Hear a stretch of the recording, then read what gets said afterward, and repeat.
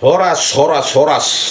Salam dari kami kepada semua pecinta keadilan, pejuang keadilan dari Sabang sampai Merauke dan yang ada di luar negeri. Dari kami, dari tepian dan Toba yang indah. Oke, sekarang kita bahas lagi ya. Kita angkat ada seorang anak manusia usia 13 tahun bernama Afif Maulana di Sumatera Barat, Padang ya. Tetangga kami itu, Sumatera Utara ya. Nah, kita angkat lagi ya, kejanggalan, bukan hanya kejanggalan ini ya, pasti rekayasa ini. Belajar dari kasus Jessica, diakui override. Nah, ini juga ditirulah rekayasa itu di mana di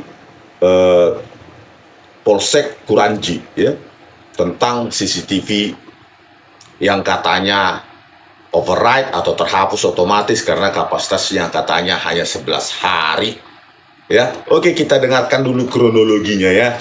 Oke, lanjut. Ini kronologi yang saya rangkum dari sejumlah sumber ya. Kronologi CCTV Polsek Kuranji terhapus katanya. Pada tanggal 9 Juni 2024 pukul 02 hingga 08 WIB terjadi operasi pencegahan tawuran polisi menangkap 18 anak dan pemuda dan dibawa ke Polsek Kuranji. 18 Juni. Ya, jadi ada operasi pencegahan tawuran. Tanggalnya berapa itu? Tanggal 9 Juni. 9 Juni 2024. Jadi dalam operasi tadi tertangkaplah 16 anak dan remaja dan pemuda maksudnya ya. Lalu di tanggal 9 Juni juga yang sama pukul 11.55 WIB. Jadi ini pukul 11 setelah jam 8 tadi ya, masih pagi hari, Afif Maulana ditemukan tewas di bawah jembatan Kuranji. Jadi 9 Juni pukul 11 ya, WIB sekitar 11.55 WIB ya. Nyaris jam 12 Jadi, siang. Afif Maulana ditemukan tewas di bawah jembatan Kuranji ya. Dan ketika itu pihak polisi katanya tidak langsung memeriksa CCTV di Polsek Kuranji. Jadi alasannya Tidak langsung. Polsek atau polisi tidak memeriksa langsung ya tanggal 9 Juni 2024 itu memeriksa langsung CCTV di Polsek Kuranji. Alasan lagi. Oke, lanjut. Lalu tanggal 23 Juni 2024 Polsek baru memeriksa CCTV tadi. Jadi 14 hari setelah viral. Jadi setelah 23 Juni viral ya. 2 minggu ya. 23 Juni, sebelumnya tadi kejadian 9 Juni. Nah, ini 23 Juni baru diperiksa. Apa itu?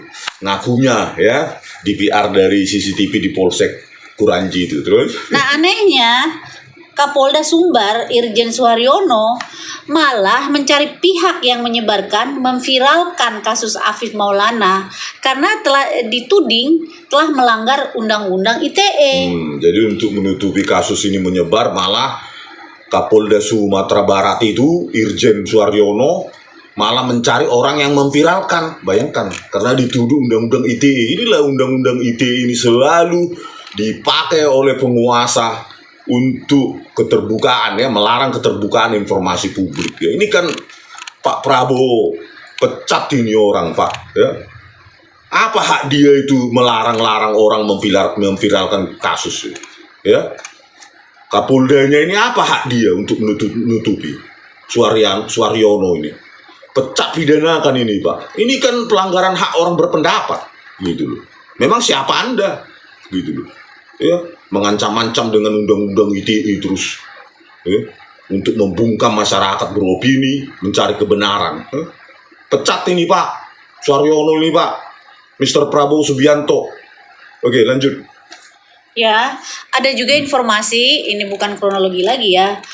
Menurut Indira yang dari LBH sana, jarak antara TKP jembatan tadi ke Polsek Kuranji itu hanya sekitar 200 meter. Jadi jarak TKP itu ya, jembatan Kuranji ke Polsek itu hanya 200 meter. Iya, dekat.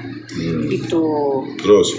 Terus menurut kalau versi dari LBH, menurut mereka adik kita ini yang bernama Afif disiksa dulu di jembatan tadi, kan di situ katanya TKP-nya ya. 9 Juni itu ya. Itu lalu baru disuruh jalan jongkok, dianiaya lah, maksudnya dibawa di polsek juga dianiaya karena ada kesaksian dari yang hidup. Kan mereka ada 18 lain, berarti total 19 ya. Jadi dari keterangan 18 lain diperolehlah keterangan-keterangan. Jadi mereka disiksa. Bahwa Afif Maulana ya menurut LBH Padang itu ya dibawa ke polsek itu. Iya, gitu Kuranji loh. itu. Nah, kalau menurut dari konpresnya, adik kita ini katanya karena dia terburu-buru lari, ketakutan menghindari operasi tadi, dia melompat diri ke jembatan gitu loh. Menurut versi polisi. kepolisian gitu. Tapi menurut LBH dan keluarga ada jejak sepatu di punggung di tubuh korban Afif ini gitu. Jadi loh. kan pertentangan argumen itu Iya. ya, kedua argumen itu sebenarnya gampang sekali. Ya diselesaikan dengan bukti ilmiah, bukti material, yaitu video CCTV yang ada di Polsek Kuranji, dan selalu lagi alasan berulang terus DVR override atau terhapus otomatis. Padahal pada saat konversinya Irjen Suaryono ini cuma mengakui saja lewat mulut. Menurut tim ahli kami, tim IT kami Polda Sumber sudah override. Ya, dikiranya semua netizen itu bodoh, ya. Bodoh, ya. Tanpa ada bukti ilmiah seperti metadata. Ya, metadata DVR itu kan semacam hard disk itu ya. Nah, itu kan punya metadata itu. Di situ ada bisa dilihat statusnya manual deletion atau overwritten. Itu blok memorinya juga ada. Setiap status blok memorinya itu. Gitu loh. Itu harus ditunjukkan, harus diperiksa. Itu loh, bukan pengakuan saja dari ini. Dari tim ahli dia bilang dikiranya semua netizen bodoh apa ya. Inilah Pak Prabowo bentuklah tim ya HAM ya lewat menteri apa ini menteri HAM ini Bapak Pigai. Natalius Pigai ya. Ini ada seorang anak manusia ini, coba Pak Pigai telusuri di DVR itu ya. Apa bukti ilmiahnya itu sudah override gitu. Karena kalau override bukan harus semua itu, ada blok-blok datanya, statusnya, ada flag variabelnya itu, manual deletion atau overwritten kan gitu. Bukan hanya keterangan yang berbau mistis ya, itu kan mistis itu. Ini kita dipaksa percaya tanpa ada bukti ilmiah, gitu loh. Inilah perlu diperiksa ini Pak Prabowo, ya Irjen Suaryono nih, biar jangan semena-mena ngaku-ngaku tim ahli dari apa itu IT-nya ya. Kalau tidak ada bukti ilmiah, kita tidak bisa percaya gitu. Mana mungkin kita bisa percaya kalau cuma statement apa ya tanpa ada didukung oleh bukti ilmiah di konversi ya. Itu kan sama aja kita percaya monyet terbang. Ada dilihat orang sana monyet terbang ya punya sayap, terus kita percaya gitu, nggak ada buktinya kan, itu sama saja itu. Oke, lanjut.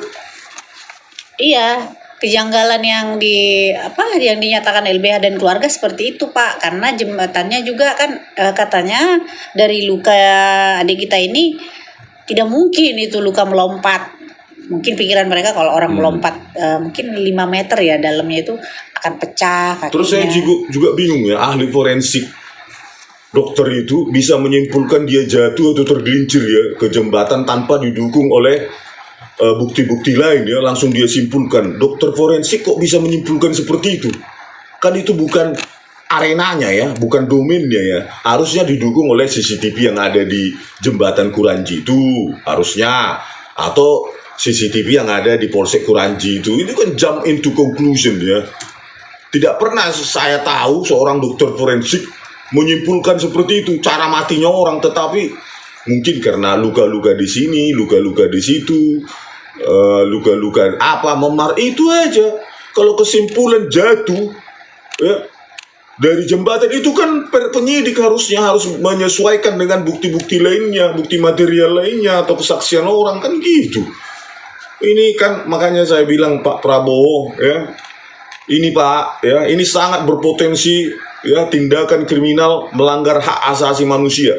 Karena saya sangat tidak percaya ya DVR di Polsek Kuranji itu overwritten, terhapus otomatis hanya karena ya 9 Juni kejadian terus viral tanggal 23 Juni 2024 baru dia periksa video CCTV di Polsek Kuranji. Itu konyol itu, Pak.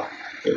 Kalaupun itu benar, berarti ya, Kapolda Sumatera Barat ini, Irjen Suaryono ini sudah sangat ceroboh, gitu. Tidak layak orang ini menjadi polisi. Harusnya kan apapun kejadian, viral atau tidak, kumpulkan semua bukti material. Kalaupun itu benar, itu override. Meskipun saya tidak percaya, ya, belajar dari kasus Jessica Kumala Wongso dan kasus di Vina Cirebon, ya. Di kasus Jessica Wongso override juga ngakunya itu Sandi Andika. Ini terus akan diulangi. Ya, jadi kalau ada kasus-kasus semacam ini, tinggal polda-polda yang lain tinggal bilang aja override. Panggil ahli IT-nya di polda sana, bilang aja sudah override tanpa didukung oleh bukti-bukti ilmiah. Padahal Kapolri Jenderal Listio Sigit Prabowo ngakunya scientific crime investigation. Mana saintifiknya Pak Listio Sigit Prabowo? Cuma pengakuan. DVR itu punya metadata. Ya, jadi Pak Natalius Pigai bentuk ya tim pencari fakta, ya, khususnya ahli-ahli di bidang IT untuk memeriksa DVR itu. Metadata yang sesungguhnya. Banyak yang artefak digital yang perlu kita pelajari untuk mengetahui itu manual deletion atau penghapusan manual atau terhapus otomatis. Ya. Di blok-blok memori mana dia terhapus otomatis atau manual deletion. Itu gampang itu Pak Natalius Pigai. Tolong support LBH Padang di Sumatera Barat dan keluarga almarhum Afif Maulana untuk mencari kebenaran sesungguhnya. Ini nggak boleh didiamkan ini. Kalau didiamkan maka akan terjadi polda-polda lain. Dan alasannya nanti sama saja, override, dan override. Padahal itu kecerobohan yang paling fatal ya, oleh seorang Kapolda. Oke, sekian dulu. Ada lagi? Saya tambahkan, saya tadi koreksi, ternyata dari tim TV One yang mendatangi lokasi, ketinggian jembatan tersebut adalah 14,7 meter. Tapi dari konpresnya Kapolda 12 meter. Ya anggaplah 13 meter atau 14 meter. Tapi itu kalaupun dia melompat ya, itu harusnya sudah tidak utuh harusnya ya. Makanya saya bilang ya, poin pertama adalah verifikasi DVR CCTV di Polsek Kuranji. Periksa metadatanya secara seksama dan detail ya. Kalau di situ ditemukan manual deletion, penghapusan manual, berarti obstruction of justice itu Kapolda Sumatera Barat ya, Irjen Suaryono ya. Berarti memang ada di situ bukti telak yang sengaja dihapus dan disembunyikan untuk membantah statement dari polisi jatuh Afif Maulana. Ya, berarti di situ Afif Maulana berada di Polsek Kuranji. Kalau itu dilakukan manual deletion, penghapusan manual, itu aja. Kalau dihapus secara manual berarti benar sesuai dengan keterangan LBH Padang ya, bahwa Afif Maulana, almarhum Afif Maulana itu dibawa ke Polsek Kuranji, tidak tewas jatuh tergelincir atau menjatuhkan diri di jembatan Kuranji. Itu aja kesimpulan yang paling sederhana. Pecat dan pidanakan Irjen Suaryono ya. Karena kalau terjadi penghapusan manual dari metadatanya itu, maka dia telah melakukan dan jajarannya ya melakukan obstruction of justice. Itu tidak bisa dibiarkan itu.